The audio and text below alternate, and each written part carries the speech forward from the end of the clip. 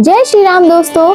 आज मैं बहुत ज़्यादा खुश हूँ और यहाँ पर आप देख सकते हो दीदी पापा मम्मी रेडी हो रहे हैं और जहाँ पर हमने रूम लिया था वहाँ का व्यू कुछ इस तरीके से था।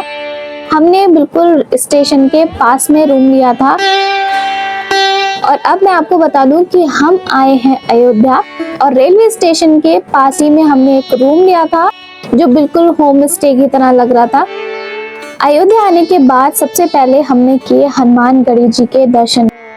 तो हम उनके दर्शन के लिए पैदल ही निकल गए थे क्योंकि बहुत सारे लोग ये बोल रहे थे कि हनुमानगढ़ी का मंदिर बहुत ही पास है रेलवे स्टेशन से, आप चाहें तो वॉक करके जा सकते हैं।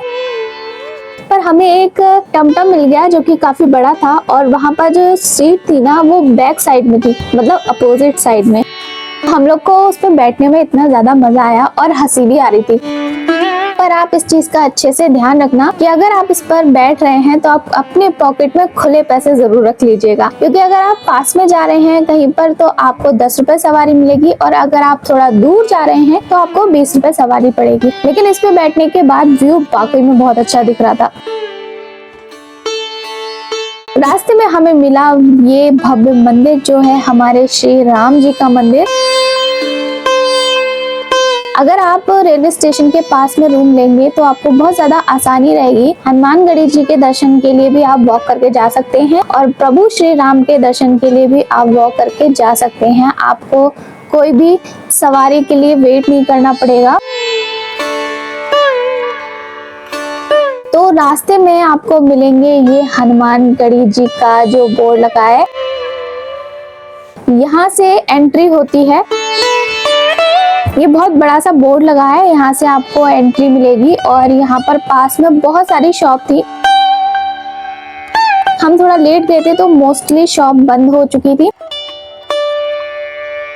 और ये है प्रभु का द्वार और उससे पहले हमने ली प्रसाद और फूल। तो आगे मैं आपको बताती हूँ क्या होने वाला है। सच में ये एक अद्भुत दर्शन थे, एक चमत्कारी दर्शन थे जो कि मैं जीवन में कभी नहीं भूलूंगी।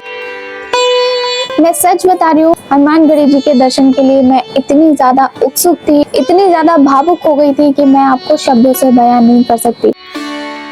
जब मैं मंदिर के अंदर गई तो देखा कि बहुत ज्यादा भीड़ थी, मतलब भीड़ के अंदर मैं जा ही नहीं पा रही थी और अचानक से भगवान जी के जो द्वार थे वो बंद हो गए थे और मुझे लगा कि अब भगवान के दर्शन होना नामुमकिन है। तो अब भगवान जी के दर्शन नहीं हो पाएंगे तो मैं बहुत ज्यादा निराश हो गई थी। फिर एक पास में पुलिस वाले भैया खड़े थे, वो मेरे पास आते हैं और मुझसे पूछते हैं क्या हो गया, आप जाके दर्शन करो। तो मैंने उनको बताया कि मैं भीड़ में नहीं जा पाती हूँ, तो लग रहा है कि आज मुझे दर्शन नहीं हो पाएंगे। पर उन्होंने कहा ये आरती के लिए बंद किया गया है, आरती हो जाने के बाद भीड़ सारी छट जाएगी और आप जाके दर्शन कर सकते हैं। पर भीड़ अचानक इतनी बढ़ गई कि मैं जाके सबसे पीछे लग गई और भीड़ में बिल्कुल फंस गई थी। और जो ये मैंने वीडियो बनाई है, ये वीडियो मैंने बिना देखे बनाई है क्योंकि उन सब में मैं ना ही प्रभु को देख पा रही थी और ना ही मैं वीडियो बना पा रही थी। और फिर मैंने रोना शुरू कर दिया क्योंकि आरती हो रही है, मैं इतनी दूर आई हूँ और भगवान को और अपने हनुमान बाबा को देख भी नहीं पा रही हूँ, तो इसलिए मैं बहुत ज्यादा रो रही थी, मुझे बहुत ज्यादा निराशा हो रही थी। फिर अचानक दूसरे पुलिस वाले आते हैं और मेरे से बोलते हैं कि इतनी दूर से आप आए हैं, प्रभु के दर्शन भी नहीं करेंगे, ऐसा कैसे हो सकता है, जबकि वो मुझे जानते भी नहीं थे।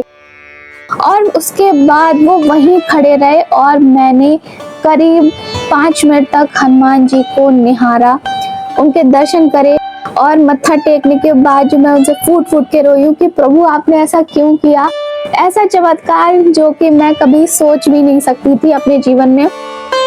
और आप देख सकते हो मंदिर से निकलने के बाद मेरी खुशी का कोई ठिकाना ही नहीं था और हमने और पापा ने अच्छे से दर्शन भी किए। मंदिर से निकलने के बाद हमने खाया प्रसाद जो कि वहाँ का बहुत ही स्वादिष्ट प्रसाद था। प्रसाद खाने के बाद हम निकल गए अपने रूम की तरफ। और मैं आपको एक चीज बता दूं कि अगर आप हनुमानगढ़ी दर्शन के लिए जा रहे हैं तो मॉर्निंग में जल्दी जाइए या फिर नाइट में थोड़ा लेट जाइए, क्योंकि दोपहर के टाइम पे बहुत ज्यादा भीड़ रहती है। रात में मैंने खाई आइसक्रीम क्योंकि खाना खाने के बाद मुझे मीठे की क्रेविंग होती है। रूम पे आने के बाद मैं बहुत ज्यादा खुश थी। अब मिलते हैं अगले ब्लॉग में अगले अनुभव के साथ, तब तक के लिए जय श्री राम।